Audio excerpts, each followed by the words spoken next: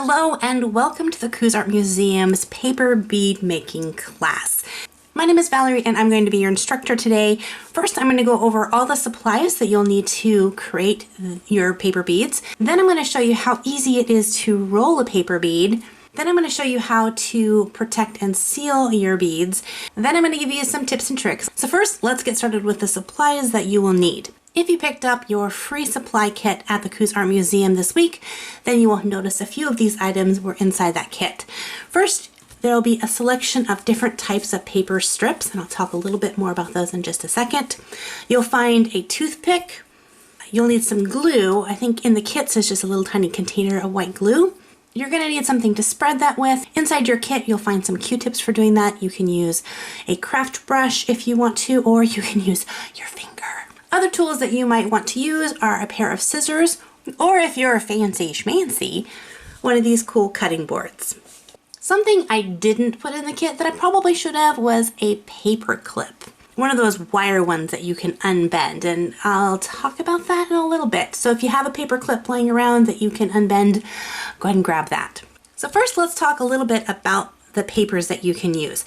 And that is pretty much if you can take and bend your paper and roll your paper, you can use this paper. So papers that aren't good are like a cardstock or really thick craft paper. You might be able to get it to work, but it's going to be a little bit tricky. Now, if you don't have scrapbook paper, don't worry, because you can actually just go to your recycle bin, and if you have any leftover catalogs or magazines that you're going to be getting rid of, you can use those papers to make your beads as well. The design that's on the paper will greatly affect what color your bead is, unless you decide you want to paint your bead at the end. But I've also taken white printer paper and used markers or crayons or color pencils to color my own designs on the paper and make it that way. Just remember that the pattern and design that you see here is going to be rolled up, so you might not get to see all of this except for like the edges. So if you write like a message in here and you roll it up, it's going to be a hidden secret message forever. For those of you that picked up the supply kit at the front desk of the Coos Art Museum, you're going to find that you have several strips, and they generally are about 1/2 inch wide, and then depending on the paper size, these ones here are 12 inches long. The longer the paper, the more you're going to roll, the bigger your bead is going to be. Now, these paper strips are the same at both ends, so if you look at them, there's not a lot of difference. To get a bead that has a more rounded slope to it, you want a paper that tapers from one end, so it's thicker on one end and gets thinner at the other end. So let me show you how you're going to do that, and that's where you're going to come in with your scissors. I'm just going to take my ruler and I'm going to set it at one corner of my paper, and then at the other end, I'm going to have it at the other end, so you can see it has this definite slant to it. I'm using the back side of my paper, so you're not even going to see this mark, but I'm just going to draw a really faint line along the back side of the paper, all the way across, just like that, and that gives me a little grid to cut with.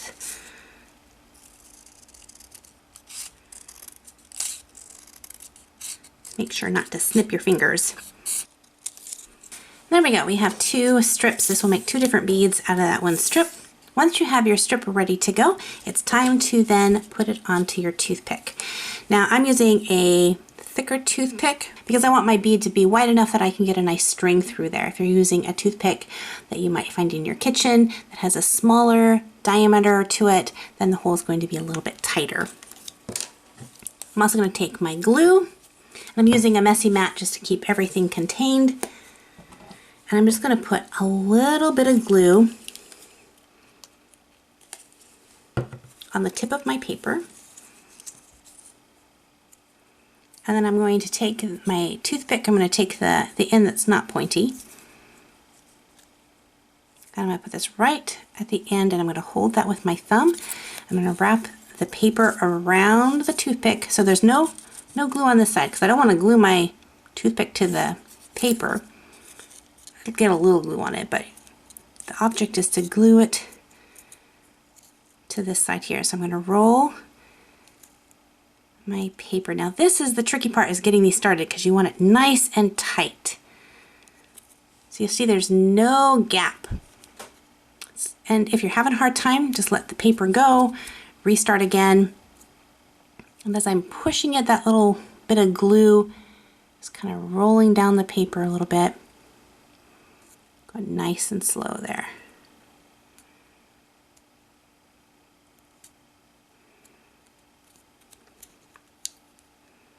You just keep rolling, and you want your paper to stay right in the center there.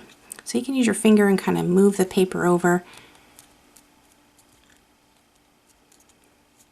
You don't want your paper to roll down the toothpick, because then you'll have like a really long and kind of thin bead that won't be very sturdy. So once that glue has been used up, I'm just going to take just a little bit more glue. Just put that on there. You can see you don't need very much. And I'm going to kind of continue rolling that bead nice and tight. Now you see my paper is getting a little over to the side, so I'm going to move it. Keep it right in the center of where my bead diameter is. Now as I'm moving down, I started with my thick edge, and as I'm moving down, the paper is getting thinner and thinner and thinner, which is going to take and make that bead have kind of a tapered edge to it. And if you accidentally let this go, it might completely unravel if the glue hasn't dried, and just start again. So you can see the bead is starting to take shape. Add a little bit more glue to it. The more you do this, the faster you're going to get at these, so don't worry about that. And if there's glue on the outside, see how I'm kind of keeping my finger right there? It just kind of keeps the glue smooshing forward.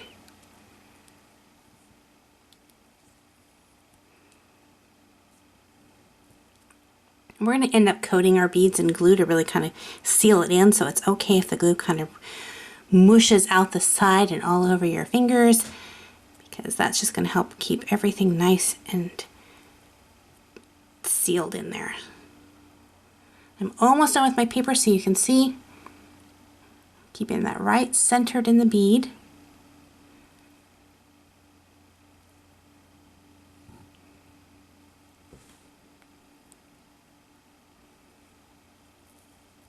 And then I finish off the tail. And at this point, I can kind of check to see if my bead is nice and centered.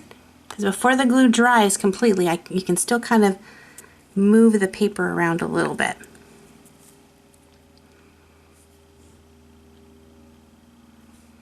And then I'm going to gently pull the toothpick out. And there's my first bead. So I should have a nice round center to my bead. And there we go. It's nice and shiny. So I'm going to put this one over to the side to let it dry. And if you're like me and you have glue on your fingers, you can kind of rub it together and you get the little glue boogers, which is kind of fun.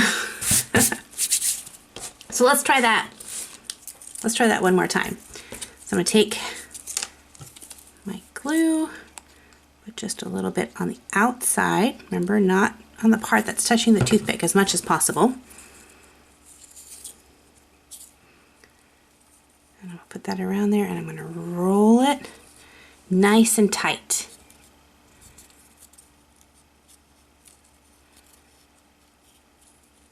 Now you don't want to start a bead and then go off and do something, because your bead will probably end up gluing to your toothpick and you'll lose your toothpick and your bead.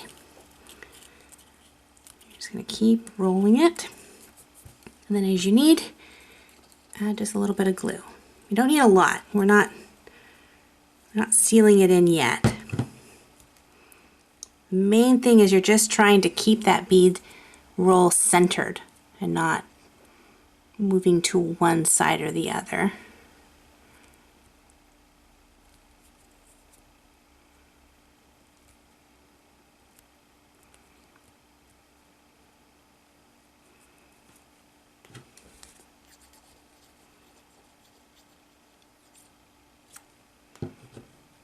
And if you get a lot of glue, like here I put a lot of glue, I'm just going to take my finger and I'm just going to spread it across the rest of there.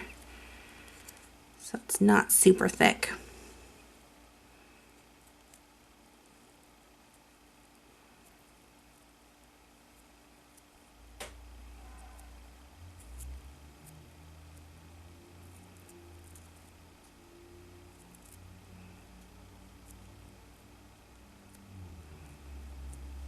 So my bead is getting a little over to that side, so I'm kind of just pushing it over.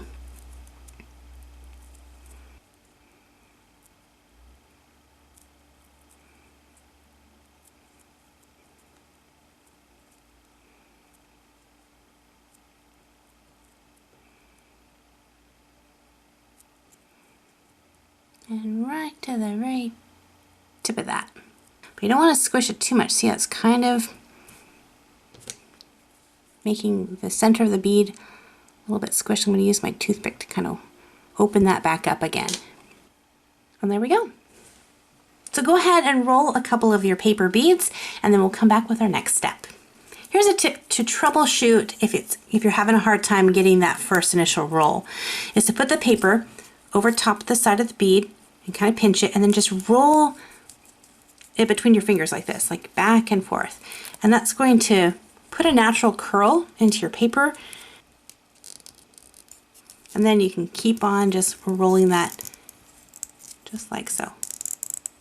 So what if you have the tail that does not want to stick down?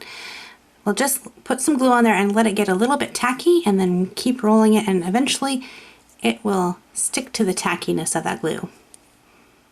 All right, troubleshooting 2. What if you can't get your bead off of your toothpick? Sometimes we get rolling and we roll it just a little too tight, and sometimes you're going to lose a bead because it just gets stuck. But sometimes with a little perseverance, you can pry that bead off of there. Don't give up. It might pop off. Look at my gluey fingers. So here's a nice comparison. This paper was a thicker paper, where this was a thinner paper. The same size length of strips, but you can definitely see the size difference. So this bead is a lot fuller, where this one is a little bit of a thinner bead. So what happens if we take a paper that is the same at the start to the finish and roll our bead? So I say the best way to figure out these things is try it and see what happens, and then you'll know. So I'm going to roll this strip, which is a thicker paper but a much shorter piece of paper.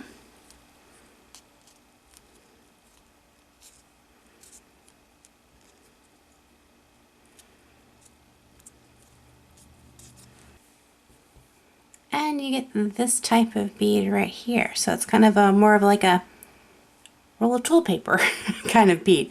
It is pretty, but it just depends. So you can kind of see the difference between the tapered paper and the straight edge paper. You get a different kind of bead look. So here are my beads that I have done so far. And the glue has set. The glue is set on all of these, and so they're ready to be sealed. Now, as long as the paper isn't, lifting up, they're good to go as is. But if you want to protect them a little bit more, or even make them a little bit water resistant, there's a couple of things you can do. One, you can brush on another coating of glue on the outside. The thing you want to make sure is that you're not getting a ton of glue in here and filling up your hole. So if you get glue in there, use that toothpick to kind of, look, it's sticking to my finger. Use your toothpick to go in there and kind of clear that opening up so you can string your beads. You can also use clear nail polish. You could use Mod Podge or an acrylic coating. And that is where the paper clip wire I told you about earlier comes in handy. So I unrolled my wire and I left a little bit of a hook on it so that I can string my bead through this little hook here, like that. And it kind of holds it for me, and it lets me paint and get the coating, the glue or the acrylic, whatever I want to coat these in. It's going to keep the opening open for me. And it also gives it a safe place to dry, because if you put, nail polish on here or glue and you set it on the ground, then it might glue itself to the actual surface. So this gives something for it to kind of rest on while it dries. So you can see how the beads turned out by having differently cut papers. And this is a thicker paper, so it kind of rolled up thicker, where a magazine or something is going to be super thin paper, so you're going to get a thinner bead. All right, so let's decide what are some things that we can do with our beads. This one was a fun one. I put 2 different papers on top of each other. See my glue fingers? That's always so fun to peel the glue off your fingers. So you could string them on this kind of string, but my favorite one, some transparent stretch cord, and you can get this at any craft store. I got this one at Joann Fabrics. And so it's really thin. It's like fishing wire, but it's stretchy. And so you can take, and because it's so tiny, it fits even the smallest little bead holes.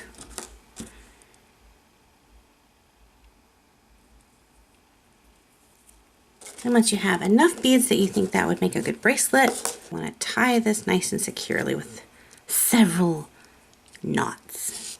And there we go. We have our little bracelet that we can wear.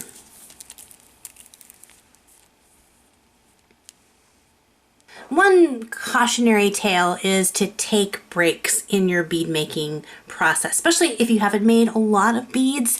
Your hands will get tired and sore and blistery, like I have a little red spot because I've been holding my toothpick and been poking my hand. So make sure to give yourself a little break. Once they're all done, there's a lot of really fun things you can do. Man, I got so much glue on my fingers. Whether you decide to make bracelets or necklaces, keychains, earrings, there is so much that you can do with these little beads. So I'd love to see how your bead creations turned out. So if you post any of your pictures on social media, make sure to tag the Coos Art Museum in your post. I'll leave all the information in the description box below. If you enjoy these types of videos and art classes, you might want to think about hitting that subscribe button so you don't miss out on any future videos. So I want to give you guys a big thank you for joining us in this class. If you have any questions, you can leave them down in the comment section below and I'll try to answer those. Thanks again for joining the Coos Art Museum's online art classes. So until next time, stay creative.